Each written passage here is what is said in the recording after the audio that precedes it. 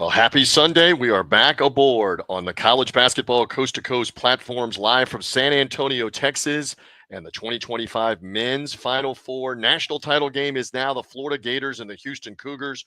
I am merely the somewhat lucid, somewhat rested host, TJ Rives. He is Tyler Jones, my wingman from Chat Sports and the Jones Report podcast. We are checking in from the Alamo City. Proof of life, brother. We are alive and well on Sunday after the semifinal games. It's great to have you with us. If you are only hearing us via podcast form or on the TuneIn streaming platform of College Basketball Coast to Coast, which is audio only, come by. We're out on YouTube, we're out on Facebook, we're on the CBB Coast to Coast Twitter handle, on social media, Twitter X, etc. So great to be with you here as part College Basketball Coast to Coast. Here on this Sunday. Tyler, welcome in. We're going to have some guests joining us coming up. We're going to get some post-game interviews from the Gator winning locker room, the Houston winning locker room. In fact, they've already started to meet with the media on Sunday, Florida and Houston. Ari Russell, part of our team, is at the Alamodome. We'll go to him in a little bit. But some opening thoughts from you on what was a wild Saturday night. Florida knocks off Auburn, and Houston a comeback really for the ages against Duke, an all-timer for them. Your thoughts, Tyler? It was an incredible Saturday, one of the best Final Four Saturdays in recent memory that I could think of. And you look at the way Houston did not give up. Kelvin Sampson was not going to let his team go down without a fight, and they found a way to pull it off. And it was twofold. It wasn't just them making the comeback and being in the right place at the right time, but also Duke faltered down the stretch and collapsed. I think two things can be true in that front. Meanwhile, with Florida, it was the Walter Clayton show. Walter Clayton was fantastic. The way that he took over that game, one of the things I pointed to down the stretch was, is it going to be Clayton? Is it going to be Broome? Whoever of those two star players ends up stepping up, their team's going to be moving on to the national championship. And it was Walter Clayton with some help from Elijah Martin as well, who was fantastic. And I think we're setting up for a great championship game.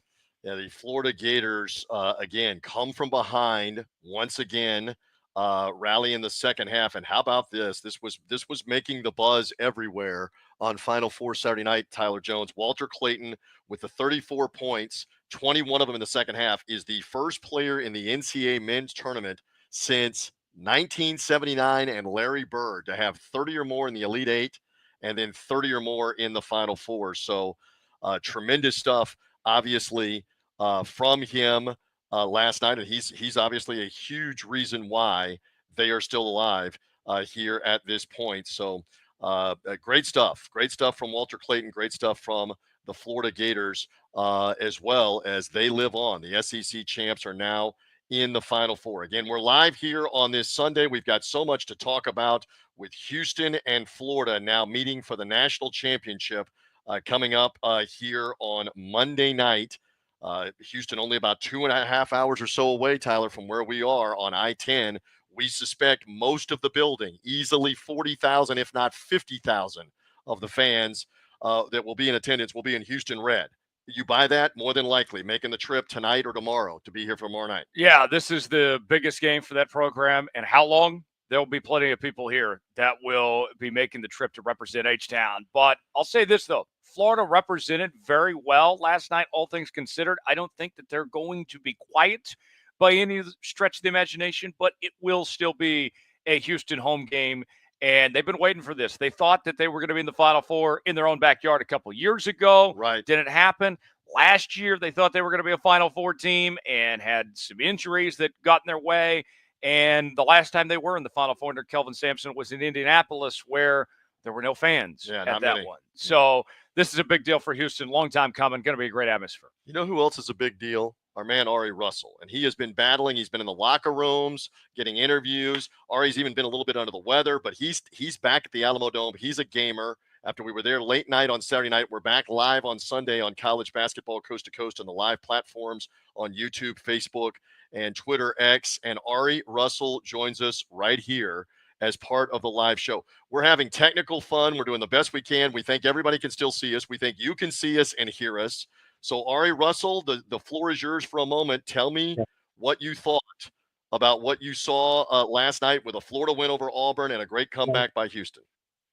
Yeah, with the Florida win, that was, again, coming back in that second half. I think they were down. It was like a 9-point deficit or something like that at halftime. And they once again were able to come back. They faced deficits throughout this whole tournament. And it seems like they really do turn it up, especially in that last 10 to 15 minutes remaining in the second half is really that Florida Gator time, Walter Clayton Jr. time. And not only just him, but Elijah Martin as well. The guy with experience in the Final Four, Elijah Martin, stepped up and made some huge plays, especially defensive plays, had that huge dunk that was just a highlight reel for the ages. Clayton, obviously, as you mentioned, having that 30-point game in the Final Four and in the Elite Eight, since first player since Larry Bird to do that. That's 40, 45, 46 years in the making, which is pretty crazy stat to think about that. But the main thing was with Florida's adjustment. Unfortunately, we're not able to hear you where you are in the Alamodome at this point. We've lost any ability to hear him or see him right now. He was starting to talk some about Walter Clayton and what he saw. And we actually also thought that Walter Clayton late in that game was you figure maybe is he going to tire out, et cetera, Tyler Jones, but that did not happen. That was not the case. No, Walter Clayton was on it the entire time. And I got to say, down, Walter Clayton was on the bench for about 4 minutes. And you and I, we were saying to ourselves, why is he on the bench? What good does this do for this Florida team to not have him out there? And then shortly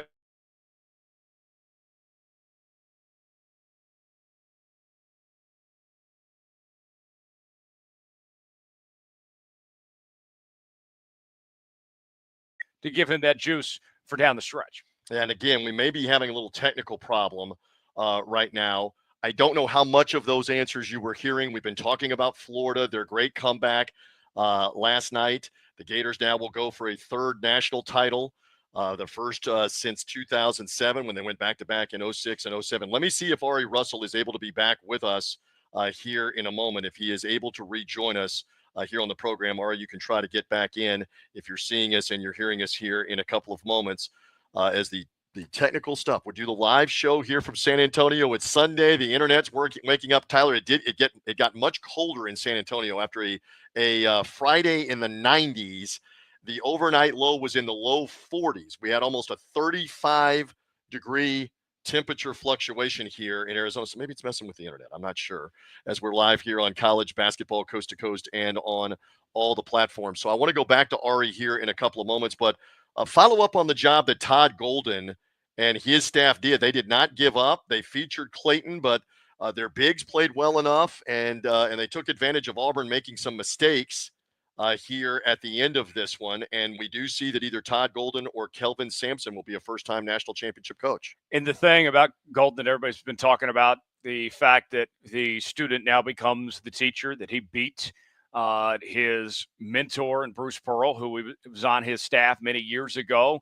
And so that's pretty remarkable in its own self. But with Todd Golden, the thing that that stood out to me last night as well is the fact that you looked at what Auburn had with Broome and their bigs, and they effectively adjusted as the game went along. Broome was very good to start the game. It didn't look like the injury was an issue early on, and then he was pretty ineffective towards the end of the game. They made the necessary changes, got better as the game went along. It wasn't just that the offense picked up for Florida. Their defense dramatically improved as the game went along. And again, the Florida bigs, Thomas Haugh, who we're going to hear from in a few moments, hit a couple of key shots late in the game. Elijah Martin also gave him a big first half and then had the huge steal and slam dunk, which energized the Gator fans as well. Yeah, that dunk felt like that was the momentum shift in Florida's direction. And even though they faced, a 9-point deficit at halftime, that lead quickly evaporated. They came out of the gates firing in the start of that second half. The way that they responded, I was very impressed that they were able to get that offense going. And this has been par for the course. I think what's fascinating, we've seen the last two tournaments that UConn's just rolled through everybody, that these games have not been close, that they dominated in every way. And there was a belief among many that in this tournament, Duke was essentially going to be like UConn and roll through everybody, that they were just inevitable. And now here we are, TJ. We're talking about two teams in the national championship that they've had dominating points at times in this tournament, but each team has had multiple games where they've had to come back and play from behind, Correct. where they were battle tested, About to lose. And now here they are playing for a national title. So for me, I look at that and I just say, like, credit where credit's due, that facing adversity, it can make us stronger. And we've seen it for both these squads. And Houston could have lost, should have, could have, would have to Purdue. Purdue got them tied in the Sweet 16 game, but it was Uzan, who we're going to hear from in a few moments, on the give and go, on the out-of-bounds play that saved them, got them the winning shot. Last night, again, they're down 9 late in the game, but they showed some mettle. They showed some fortitude, and they outplayed Duke when it mattered, and we'll go over that a little more. All right, I'm going to try this again here with our internet fun. Ari Russell is at the Alamodome in San Antonio. You know, in relationships, you and I have done this for a long time. The whole, it's not you, it's me. It's not you, it's us. That was us, I think, before with the internet. Let's see if we hear you fine from the Alamodome, and go again just on the point about Houston and their resolve at the end of the game last night with Duke. Ari. Hopefully you can hear me. Thumbs up. I can hear you. We're all good. Okay, all good. Yeah, I mean, this team is battle tested. Obviously, their coach Kelvin Sampson has been battle tested in his career and resurrected it back in Houston, and now they're playing for a championship Monday night. I feel that you got to give him a lot of credit, but also his players a lot of credit for their resilience, for their mental toughness. They don't stop. They keep coming at you. And the level of confidence it takes to be able to do that on a night-in, night basis is remarkable. These young men are fierce competitors and great basketball players. It's a very good basketball team we're talking about, championship-level basketball team. And so, if you look at it, everybody, it's funny. They're a 1 seed, right? And it still seems, at least from the energy, that this was a massive upset. But if you really look at it, it's not, because they're also a 1 seed, and they have more veteran players than this Duke team had. Duke hadn't been tested like this all year, and finally when they face that huge kind of crunch time moment, the veteran team wins it. And that usually happens 9 times out of 10, that in those crunch times, it's very difficult if you've never faced that, especially during the season. And Houston has faced it multiple times, including in this tournament. Like you mentioned, that Purdue game. So they're used to these types of moments. They've had a lot of basketball that they played at a high level on that roster. And obviously you got Kelvin Sampson, who is one of the best, if not, top 5 active coaches in college. I mean, he might be top 3. And if they're able to cut the nets down on Monday night, Kelvin Sampson's name really elevates even beyond that, I think. So it's a remarkable team. You could tell when I was in the locker room talking to the players that this is not the end. They have the expectation to win the national championship. It was, big win. You got to win the game that's in front of you. But their attitude, yes, they were happy and excited. But it's still, you could tell, you could feel the energy that it's like, we still have one more game to go. And I know it's the same thing in Florida as well. Well, let's hear from one of those players that you talked to late night, Saturday night. That is Miloz Uzan, the transfer from Oklahoma. Again, he was the hero, Ari, in the Sweet 16. You were with him for a brief minute after the great win in the Final Four, the great comeback by Houston. We go to that conversation right now on College Basketball Coast to Coast. So first off, congratulations on such a exciting, kind of an all-time game. Just talk about, the emotions that you're going through right now. I mean, this is a special team. I'm super excited. We got one more that we got to go get. I think it's super important to not try to stay too high on this win. We know our end goal. How much, obviously, the experience, this Duke team that you just played, obviously with the high-ranking freshman, Cooper Flag, etc. But you have the experience. I mean, that clearly played a huge role in being able to pull out this win. Yeah, I mean, we got 2 veteran leaders with J1 and LJ, and then with E as well. feel like when your leaders want it that bad, it's easy for us to just follow them. And that's what it was tonight. And it seems like you definitely dragged them into kind of the alley, which is what you wanted. They only scored 67 points. They're usually averaging in the 80s. Let's talk about that. I mean, we pride ourselves defensively. The number one defense in the team in the country for a reason. I mean, we know, like, man, if we want to win the games, they got to play on Houston's terms. And that's what we did. That's right. Well, congratulations and good luck on Monday. Appreciate it. Thank you. Again, Miloz Uzan there with us, and Ari Russell is back with us as well. Let me see if we can add Ari back in. We can. Good stuff. We still see you and hear you. How about Akeem Olajuwon was in the house last night. Was Akeem Olajuwon in that locker room? Because the last time Houston was in the title game, that's Akeem and Patrick Ewing in the King Dome in Seattle, Washington, before Tyler was born. Ari was on the planet, I believe. I was on the planet. Houston in the title game for the first time in 41 years. You can confirm Akeem Olajuwon was not in that locker room, or was he lurking somewhere around there? I mean, he may have been in the locker room at one point, but not when I was in there. After the game, I did see him on the court by various video folks that were able to get nearby on the video after they won the game and embracing, the team, the players, coaches, etc. So, but he's close by. Olajuwon, obviously. It's funny with this program, Houston, and especially Phi Slama Jama, I would think it's probably the best college basketball team to never actually win a national title. And here we've got this Houston team, which obviously last year I think the expectations were to win it. This year, I think that the team themselves probably wanted to bounce back, but they actually have a legitimate chance of actually winning a national title finally for University of Houston, which would be great redemption 41 years later. But those Phi Slama Jama teams, I mean, it's kind of a shame that they faced up against, obviously, that NC State loss in 1983, then turn around in 84 back in the championship game against Patrick Ewing and Georgetown, who would have won back-to-back if they hadn't lost 40 years ago to Villanova in the perfect second half. So you're talking about crazy competition. This year with Houston, though, I mean, the competition level, this is one of the more, especially at the high level, the high seeds, this is one of the more competitive tournaments that we've seen with the high seeds, that many teams could have gone here, and many teams are playing championship level basketball.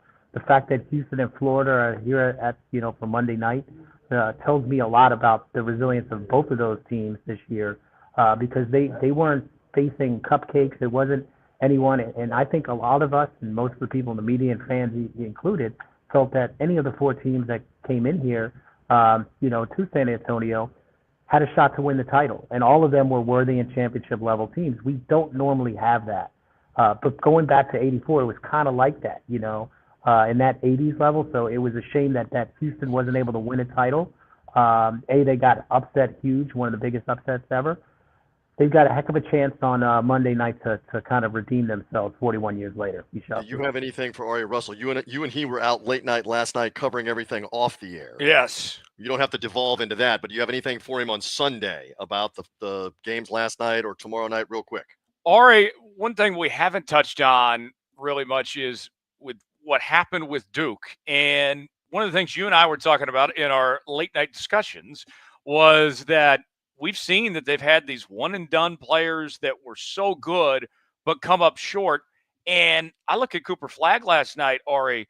He played fantastic, but this team didn't make the shots when it mattered. Are you surprised that we're sitting here talking about Cooper Flagg not getting a chance to compete for a national title? It wasn't just that they're not going to win the whole thing, but they're not even in the thing. Are you surprised the way that unfolded, that this is the end for Cooper Flagg like this?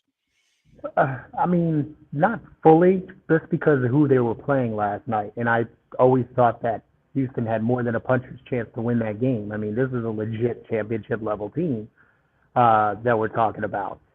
It wasn't a major upset, even though we look at it that way, and the way in the season that Cooper Flagg had, and the way that Duke was rolling. But again, we didn't see them play tight games and how they would respond. They didn't have that experience at this level with this pressure point.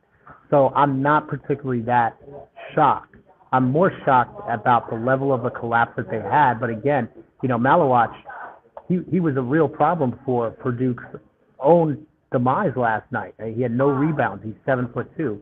They were able to neutralize him off the glass and really make him a non-factor and almost a detriment to Duke last night. And there's a freshman for you. I thought Knipple had a fantastic game last night as well. But everybody else, Proctor, did not play well. Gillis is another guy. He got a technical. People forget about that. Kind of switched the momentum around a little bit at the 8-minute mark when they were up around by 14. It started cutting the lead down. There's another veteran guy that's having problems. So, yeah, if we look at the one and done, there's a very few that have had that ability to actually cut down the nets. And you need to rely on the rest of your team. And last night, Duke, there was a collapse, and it wasn't really Cooper Flagg's or even Knipple's collapse. It was the other players on the court that were problematic for Duke to be able to close that one out. Hey, we're going to let you get back to work. We're going to hop along in a moment, but say something about Florida. The last time that Florida won the national title, you and I were around it. 06 in Indianapolis, 07 in Atlanta. They get a chance at a third national championship with Walter Clayton, with a first-time head coach in Todd Golden. Interesting, they were inducting and announcing Billy Donovan will go into the pro basketball, the Naismith Basketball Hall of Fame. He was there, standing there. So was Mike Krzyzewski, standing there at midcourt. They were honoring both of them. But Billy Donovan's the guy that got those 2 national titles, so maybe he had a little Gator magic bringing it back for Todd Golden. But this is an opportunity to history for the Florida Gators. We shouldn't sell it short. They won the SEC tournament, which is the toughest conference. They're in the championship game. Go ahead, Ari, with a couple more closing thoughts.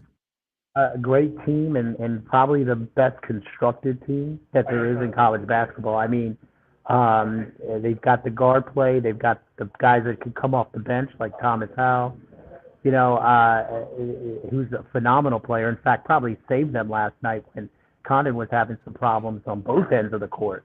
The fact that Florida was able to win the game last night and their best front court player, starter, had 1 point, that's a testament to the way that this roster is constructed and the type of players they have. A lot of experience as well between Walter Clayton Jr., obviously a transfer from Iona, played a lot of basketball. Elijah Martin from FAU played a lot of basketball, a lot of clutch basketball.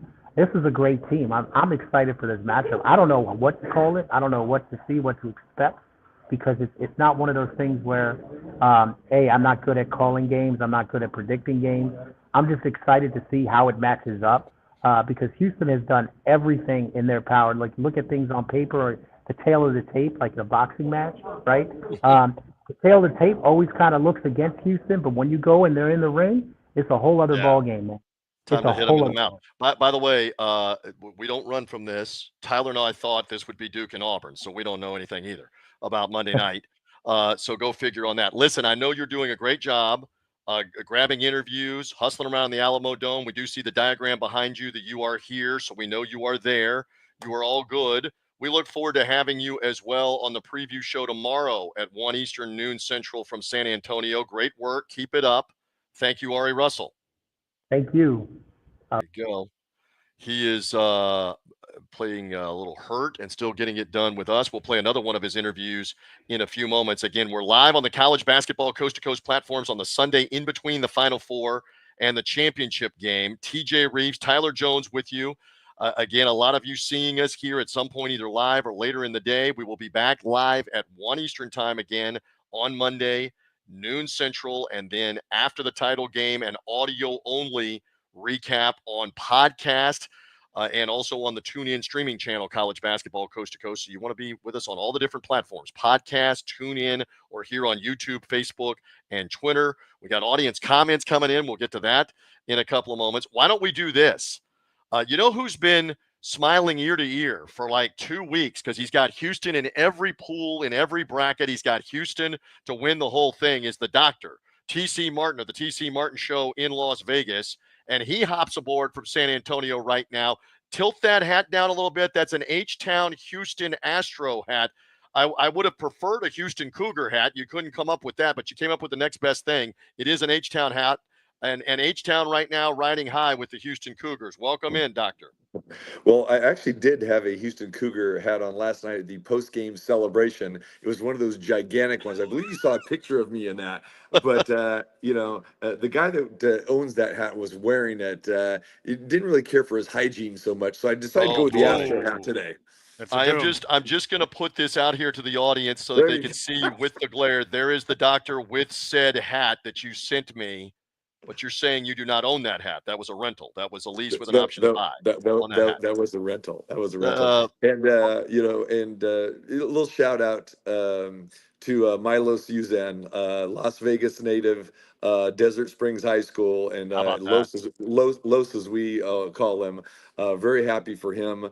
To get to this stage, and again, followed his career forever. He's a great kid. Got a chance to see him last night, and I know Ari saw him in the locker room. I saw him later on, so it was really cool to see him progress. And for this final, it's kind of close to my heart because two guys that I know pretty well are coaching in this final tomorrow night. Todd Golden for Florida and Kelvin Sampson for Houston. So I've known both those guys for quite some time. We have a lot of mutual acquaintances, and I couldn't be more excited about this final.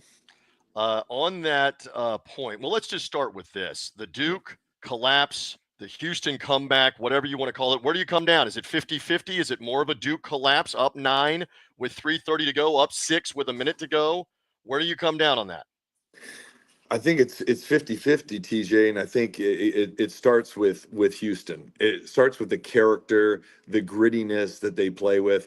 And again, for a lot of people who didn't watch Houston a lot during the season or doesn't know the background of this team, I've been talking about it on my show for years. This is a team that was championship bound, you would think, over the last 3 tournaments, but then they have the debilitating injuries to their 2-star players and point guards going back a couple years ago to Marcus Sasser, who's now having a great NBA career, and then Jamal Shed last year, who got injured 6 minutes into that game against Duke, which that was a battle, a low-scoring battle, 55-51. They ended up losing, but who knows what could have happened with Shed. And that has been the narrative with Houston all year. It was like, okay, we've got unfinished business. We've got Jawan Roberts, who's been here for 6 years. Our average age of our team is close to 22 years old. We have all these veterans. This has got to be our year.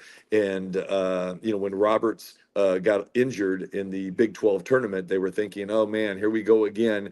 So he didn't play the semifinal and the final, but they got everybody pretty much, healthy and ready to go. So this has been a mission for them. They're the oldest team here. They're the most experienced team here. And what you saw from them in that second half, specifically the last 10 minutes, was the grittiness, the determination, the will, and the fight from them. And again, they probably played their worst basketball game of the year, and they ended up winning, especially the first half. They played their worst half of basketball, and they still were only down 6. Then to your point about the Duke collapse, again, you're talking about a junior, senior laden graduate team against a very young team. Sure, Duke has a couple seniors and they got a junior, but their 3 stars are freshmen, and that came back to haunt them last night with the mental mistakes. It just seemed like that they wore down physically and definitely emotionally, and they kind of collapsed. So to go on that type of collapse, coupled with the Houston grit and determination and the big shots that the guards made. Remember, they have 3 guards who shoot 41% from beyond the 3-point arc, and you saw them light it up with LJ Cryer. Uzan didn't have a great game last night, but Emmanuel Sharp sure did. And they hit big shots when they needed to. They clamped down when they needed to. So, yeah, all the credit in the world goes to the Cougars, and Duke does get blamed for the collapse. But they got the collapse because of the pressure and the experience that the Cougars came charging with. And LJ Cryer, 26 in the championship game. And you love the Vegas angle of the casino games. I see your Miloz Uzan. I raise you Emmanuel Sharp, high school ball in Pasco County, just north of the Rives compound at Bishop McLaughlin High School, a private school in Tampa. He hit big shots.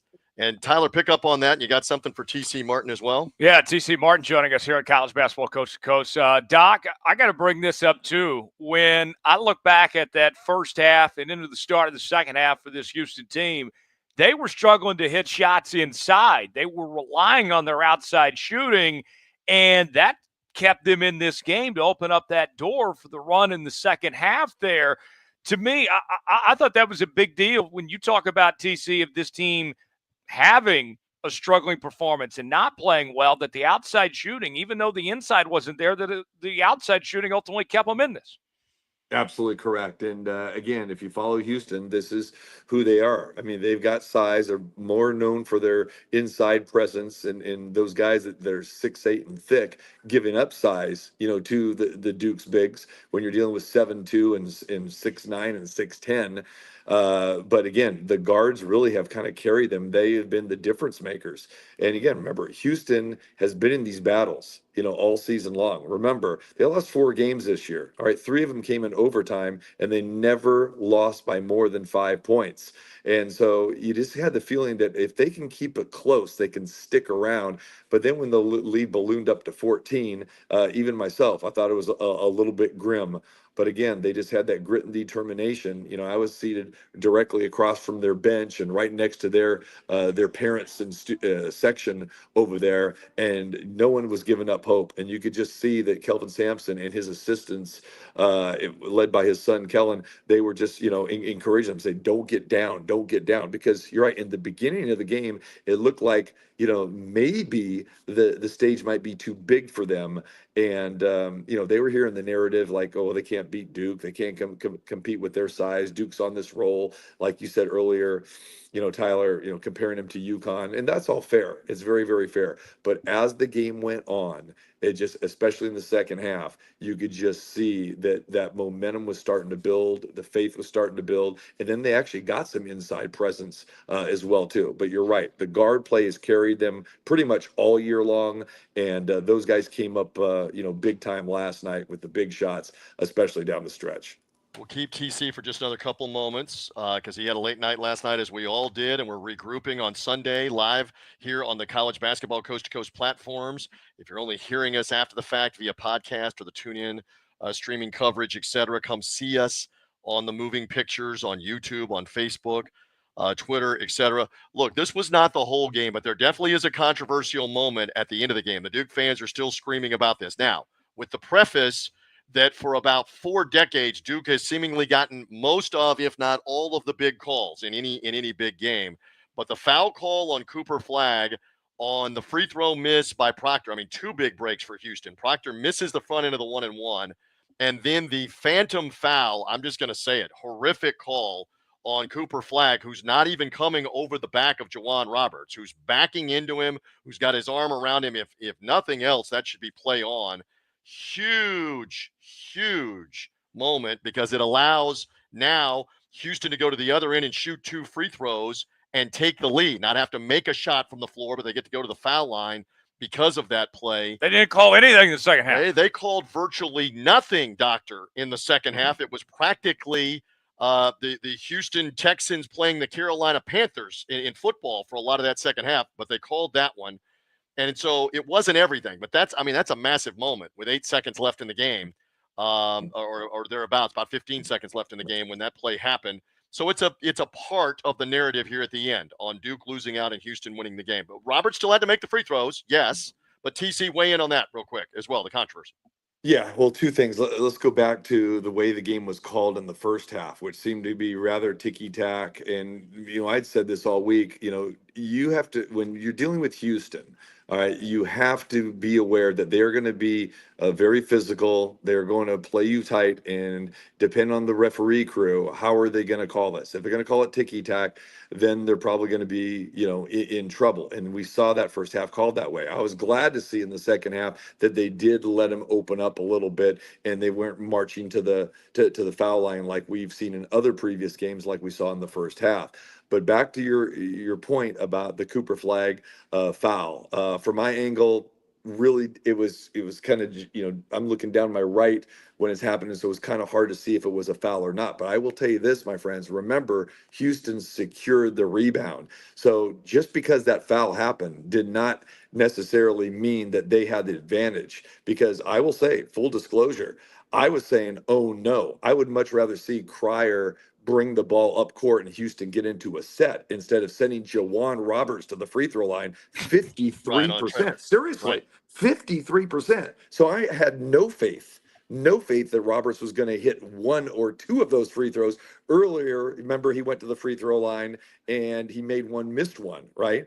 So for him to can both, Yep. total shock. But I was actually preferring that they would bring the ball up court, get into a set, and go that way. And then, worst case, maybe we have overtime. But, kudos to Roberts for doing that. So I didn't put too much into that call. Tyler wants to get in here, TC. TC, another point I would bring up as far as when the game turned, when things changed, you go back to the inbound when Houston hit it out when he had not even inbounded the ball yet, and that led to technical foul shots in the Duke basketball.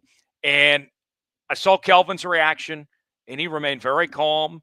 And we should say this initially because TV showed it. He was not calm. He went berserk on his own, put his hands on his head, bent down. Then he realized, okay, the game is not completely over. I got to regroup. Right. And then that team kept their composure. They didn't let it get in the way. That felt like, TC, that could have been the end for Houston when that happened. But the fact that they still stayed the course and stayed steady, I was impressed because they could have folded right then and there. No question about it. Again, that is just basketball 101. You just don't do that. Okay, you cannot slap the ball, out of the hands of an inbounder. While it's out of bounds. That's a technical foul and possession. But see, the key here was that the officials had a little confusion too, whether it was going to be 2 shots in the basketball for Duke or only 1. But because it is an inbound dead ball, it was only 1 shot, which I thought was huge. Was huge here because now you just got the 1 free throw. Oh, and by the way, that was the only point that they had scored in the last 3.5 minutes and didn't get a field goal. And I believe forever. there will probably be a movement made because when big things happen on the big stage, there are changes that will probably become a 2-shot technical foul situation down the road. Just because you can't, this is like the Belichick thing in the NFL. You can't have somebody discover something that they get away with. Okay, it's only 1 point if we reach in and do it, because then people will start doing it and start taking the chance. I don't know. That didn't cost Duke the game. What cost them the game is what happened after that. When Kneppel made the free throw, it put them up by 7. Yeah. You can't hold a 7-point lead in the final 3-4 minutes of the game. That's on you. Hey, Doctor, we want to let you go here in a minute. Give me a look ahead to the national title game here. Give me a couple thoughts. You're going to be doing your own show tomorrow from Vegas, 2 to 4 Pacific, 4 to 6 correct Central Time, Alamo time in San Antonio. So you'll talk much more in the preview mode tomorrow, but give us a taste here of your thoughts on Houston and Florida. I thought the toughest matchup, for Houston was going to be against Duke. They got through that, and like I said, didn't play their best game. And I love the matchup for the Cougs tomorrow against Florida. Florida is another team that I got a chance to watch up close and personal in San Francisco last week because I was there. And, for me, for all of these teams in the Final Four, they were the most underwhelming for me. And now people have been on Florida. They've been a sexy pick back in Vegas. They were the very popular pick to not only win and cover last night, which they did, but also, to cut down the nets because of Walter Clayton Jr., because their guard play. Their guards are fantastic. There's no question about that. However, counterpoint is that Houston's guards are just as good and just as electric, and it's going to be a battle of the guards. Advantage Houston when it comes to the bigs, and I felt that has been Florida's demise in games that they've lost, getting drilled by Tennessee earlier on, and then nearly losing to UConn, and then nearly losing to Texas Tech. That the problems that they have down low with I'm going to call it. People don't like this, but their bigs are soft, plain and simple, and they're going to. Yeah.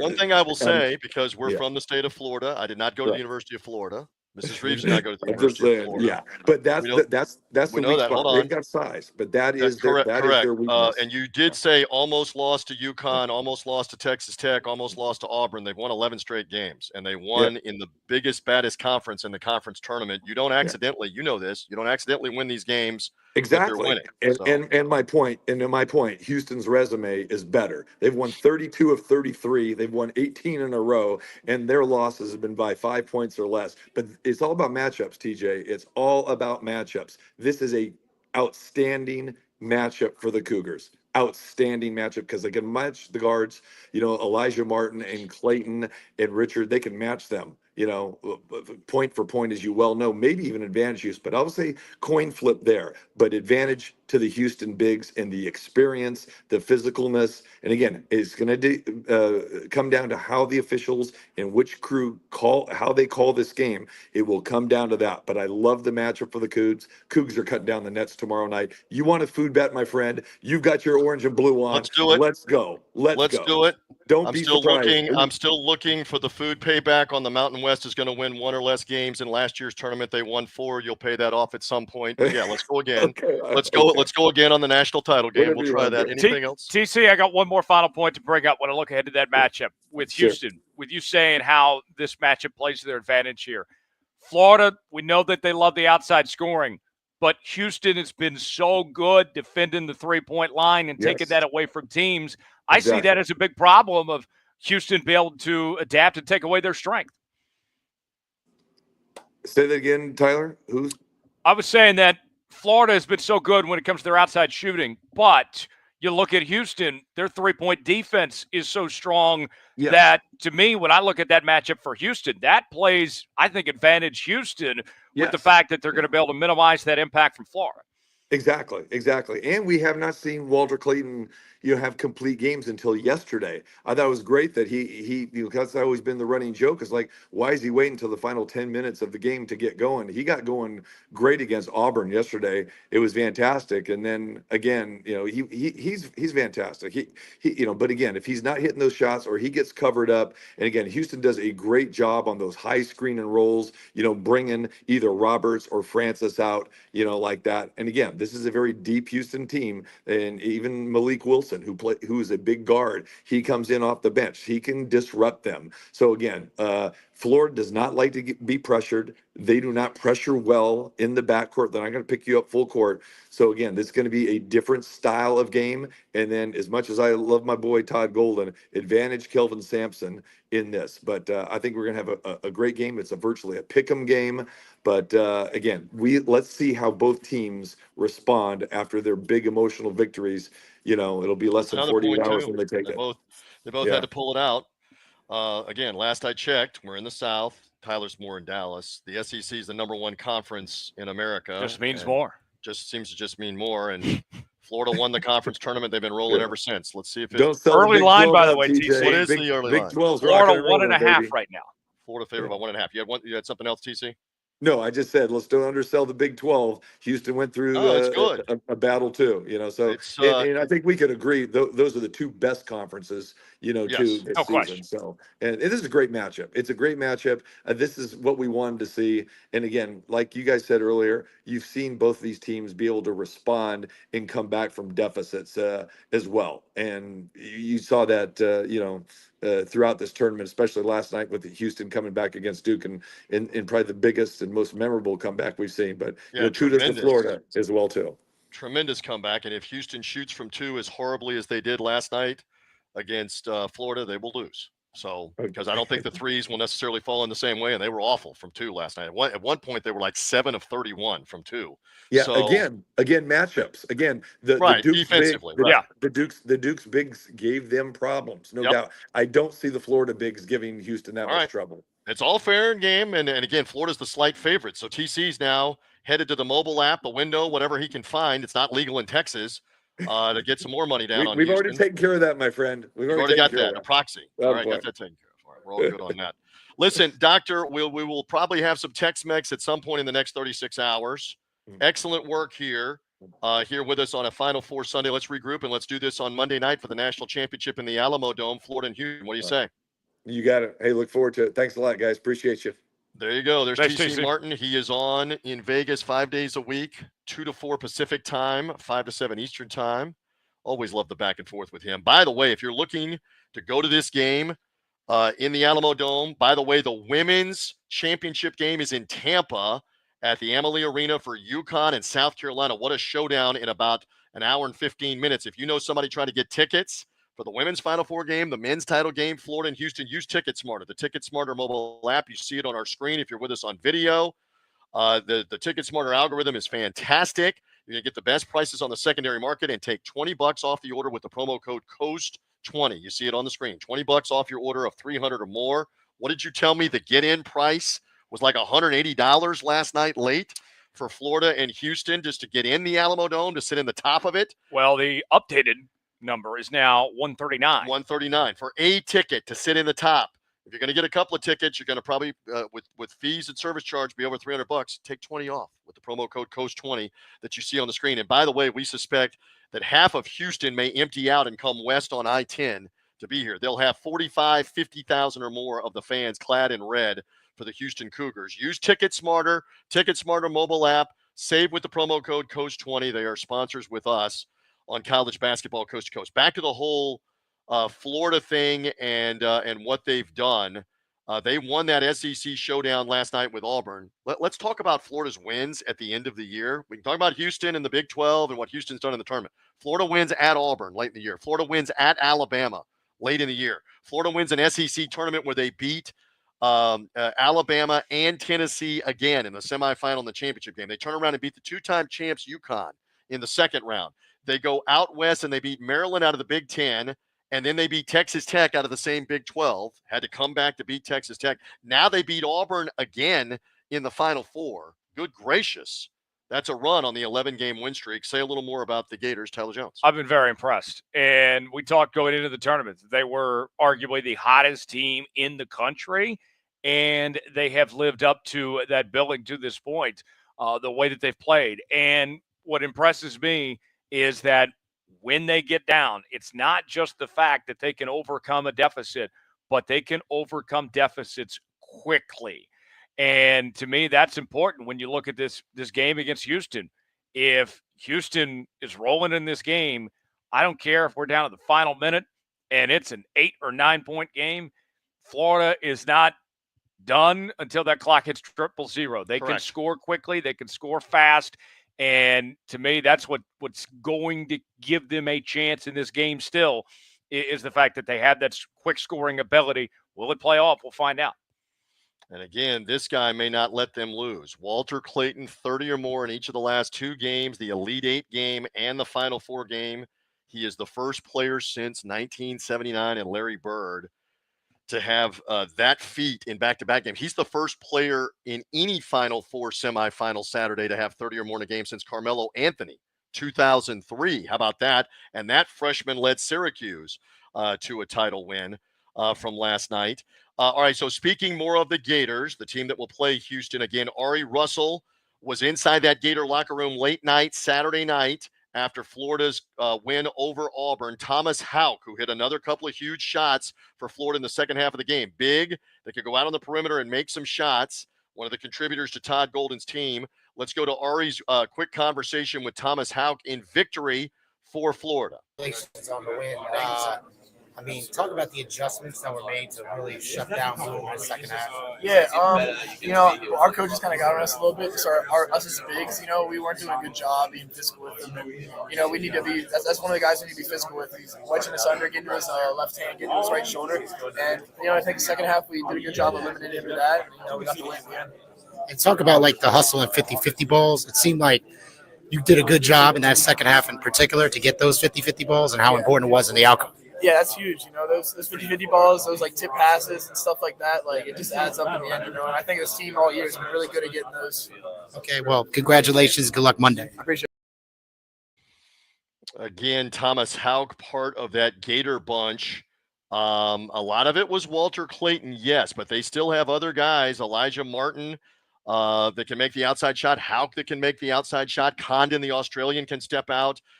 Richard to shoot it. I'm just looking at the final numbers. They were 8 for 21 as a team. Clayton was 5 for 8 himself. In Hauck's case, he finished with 12 points, 7 rebounds, 2 blocks, a steal, an assist. He did a lot for this team, kind of an unheralded player that has come on the last couple of weeks. He is a Pennsylvania kid. They have a mix of players from all over the place, including Chinwelu, an African, including Condon from Australia. They got players from Florida. They got players from all over the place, this Florida Gator team. But that's kind of a glue guy, Thomas Haugh, who, again, if he gives Florida 8, 10, 12 points, that's bonus on championship Monday night. Oh, Correct, absolutely. Tyler? Played 25 minutes last night, finished with 12 points and 7 rebounds. He was really good. And one of the things that he did a good job of was getting to the free throw line. I know that his percentage wasn't great, 3 of 7, but you'll still take those opportunities. And to me, that is going to be a key to watch for Florida, that they did so well last night. 30 free throw attempts, going 21 of 30 from the line last night. Going to be very important to get this Houston team in foul trouble and get to the free throw line. That, to me, I think is going to be a key if Florida's going to win this. They missed some last night, where in the regional final, the West Regional Final at San Francisco against Texas Tech, they were 25 of 27 in that game. And some of it is get Clayton and Martin to the foul line, because they are the two guys that are obviously the best of the free throw shooters. I'm looking at them individually from the line last night. Clayton was 7 of 7 and Martin was 3 for 3. So those guys were 10 for 10. Yep. The rest of the team was 11 for 20. You want those two guys at the line trying to decide it. Tyler and I will stay here for a couple of more moments. Let's tell you about one more sponsor. That's our friends at Go Sleeves and the Easy Out Technology from our friends at Go Sleeves. You see it right here up on the screen.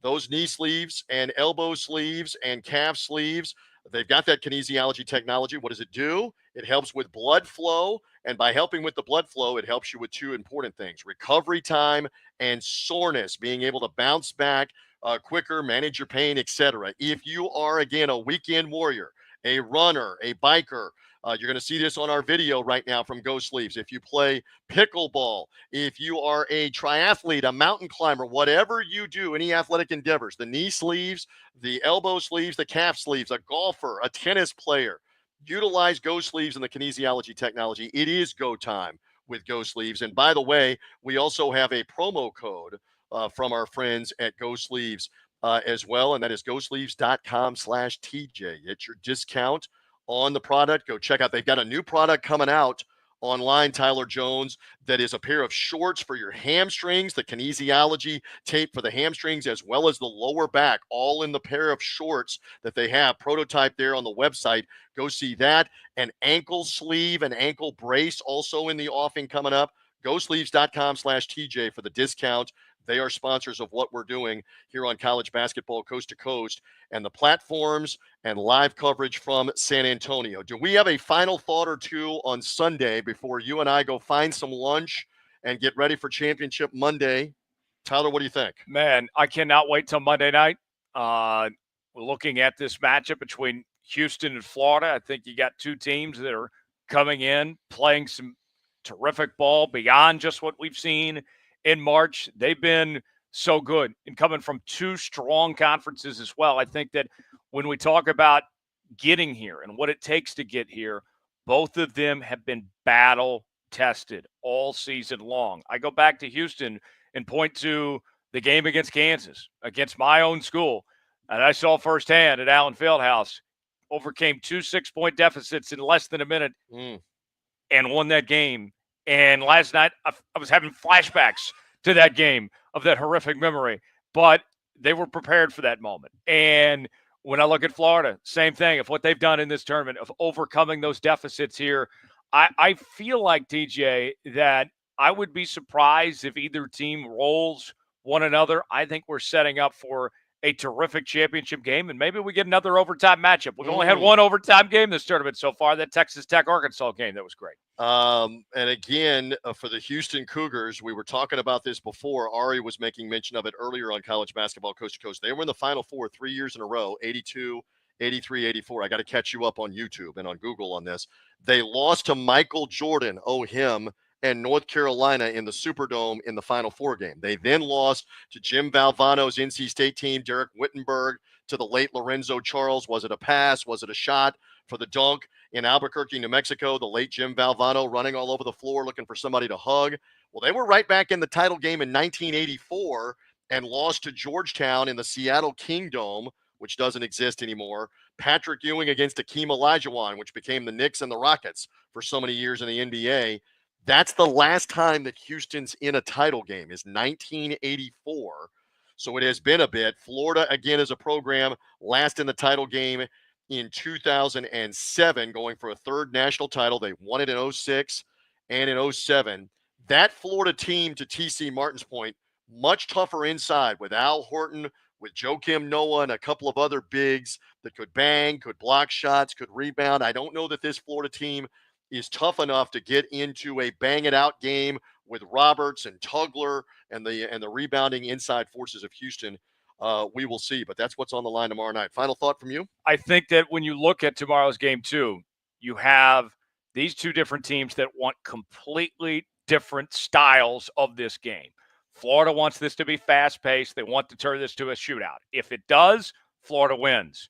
Houston wants a ground-out game where it's slow, it's a defensive struggle, low scoring. If Houston gets what they want, they win. I think stylistically, that's what this game comes down to. Who gets the game they want? And I lean towards Houston, if more likely with their defense. You know, the old adage, defense wins championships. I think they're going to be able to slow down Florida just enough. Here's the bottom line. And again, I didn't go to Florida, and I know I got a lot of Gator fans that are going to be watching this. I don't have any allegiance to the chomp. They were doing the chomp last night in the Alamodome. You cannot get away from that right there. Houston has not lost a game in over 4 months. There's a reason for that out of the tough Big 12. And they have now rolled through the Big 12 tournament, winning the final 2 games without Juwan Roberts in Kansas City, as you know. And now they've rolled into this tournament and beaten Gonzaga, Purdue, Tennessee, and now Duke. Hello, to get to the championship game. So there's something to be said for that. Why don't we do this? You and I need to regroup here in the Alamo City on the Riverwalk. What say we come back at 1 Eastern time, noon local time, and preview the national title game some more on the college basketball coast-to-coast platforms. Good for you? That sounds like a great plan. Let's do that. Thank you to Tyler Jones. Thank you to Ari Russell as well. Hustling around, he's at Ari Russell on social media. Thank you to T.C. Martin. He's T.C. Martin21 on social media. He's Tyler Jones live. You've had him live with me on college basketball coast-to-coast. I'm merely TJ Rives on all the platforms here. Thank you for being with us either live or if you're seeing it after the fact. Again, 1 Eastern, noon Pacific. We're back again with another preview show on Monday for the national title game, Houston and Florida in San Antonio. Will Houston get their first or will Florida get their third? All of them in this century. Let's see what happens on Monday night. We'll talk about it some tomorrow. For now, we're good for Sunday, a Final Four weekend in the Lone Star State and in the Alamo City of San Antonio. For Tyler Jones, I'm TJ Rives. Thank you for watching and being with us and hearing us on college basketball.